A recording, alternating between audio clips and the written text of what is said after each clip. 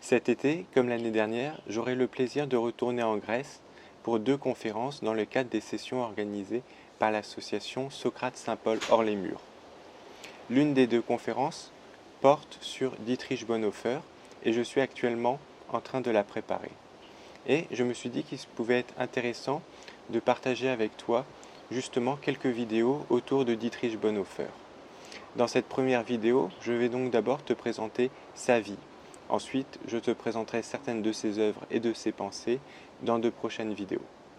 Alors, toute étude de Dietrich Bonhoeffer commence nécessairement par cette biographie rédigée par Eberhard Bethge, qui était un ancien élève de Dietrich Bonhoeffer, qui est ensuite devenu en quelque sorte son meilleur ami et même un membre de sa famille, puisqu'il s'est marié à Renate Schleicher, une des nièces de Dietrich Bonhoeffer. Et après la Seconde Guerre mondiale, c'est lui qui a commencé à rassembler les ouvrages de Dietrich Bonhoeffer et à les faire éditer. Beaucoup d'œuvres de Dietrich Bonhoeffer ayant été éditées à titre posthume. Alors, qui est Dietrich Bonhoeffer? Dietrich Bonhoeffer est né en 1906 dans une famille allemande, plutôt de la haute société, puisque son père était professeur de psychiatrie et de neurologie. Sa mère, Paula von Haase, était la fille de Karl Alfred von Haase, qui était lui-même prédicateur à la cour de Guillaume II, et petite fille de Karl August von Haase, qui était un professeur d'histoire de l'Église et d'histoire des dogmes assez important, puisqu'il avait même participé en tant qu'expert de l'opposition au Concile Vatican I. Donc on voit un milieu plutôt élevé. Dietrich a lui-même une sœur jumelle, Sabine. Ils sont les 6e et 7e enfants sur 8. Un de ses frères va être tué lors de la Première Guerre mondiale en 1918 et 3 de ses sœurs vont épouser des personnages dont nous aurons l'occasion de reparler.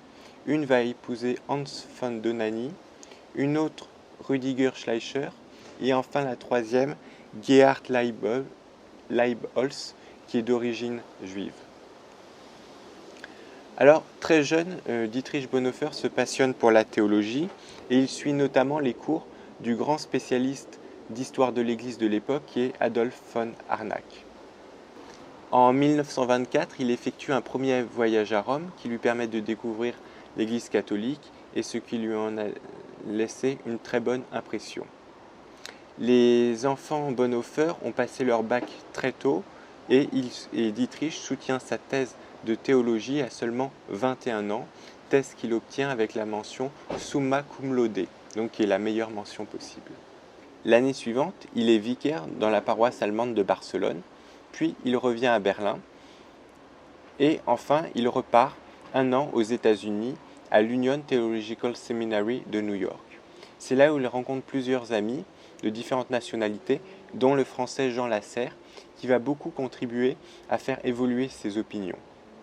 En effet, au départ, Dietrich Bonhoeffer était venu d'un milieu très nationaliste, or sa rencontre avec Jean Lasserre va progressivement l'ouvrir à d'autres horizons. Il rentre ensuite en Allemagne en 1931-1932 et il est ordonné pasteur en novembre 1931.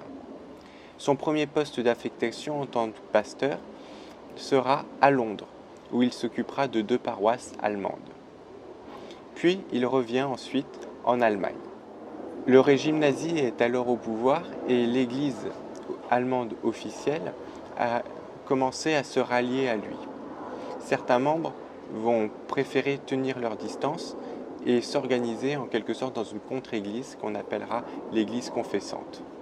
Alors, tous les membres de l'église confessante ne seront pas forcément hostiles aux nazis, mais Dietrich Bonhoeffer fera partie de l'aile la plus radicale qu'on appelle les dalémites et qui eux refuseront tout compromis avec le régime nazi.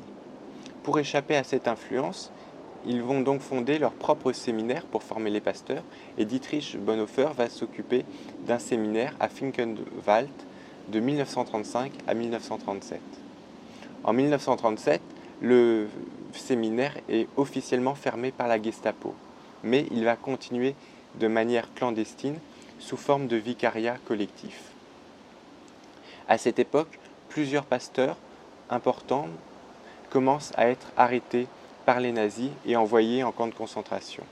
Dietrich Bonhoeffer sera lui-même surveillé. Un temps, il hésite à partir aux États-Unis, et il va même y aller en 1940, mais finalement, appelé par sa conscience, il sent qu'il doit revenir en Allemagne pour être solidaire de son peuple durant cette épreuve.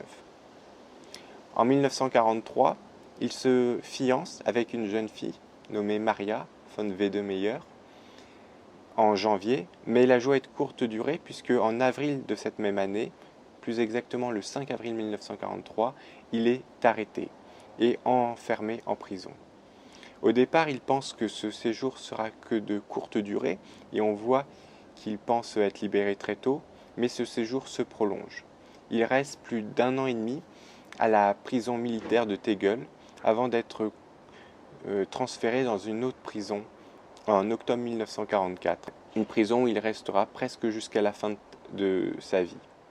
Le 20 juillet 1944 a lieu un événement important, une tentative d'attentat contre Hitler. Une bombe explose, mais Hitler échappe miraculeusement puisque la sacoche qui contenait la bombe avait été déplacée juste avant. Plusieurs de ses proches sont tués, mais lui ressort vivant. Une enquête est menée et la filière est remontée. Il se trouve que la conjuration avait été organisée par plusieurs militaires, dont l'amiral Canary.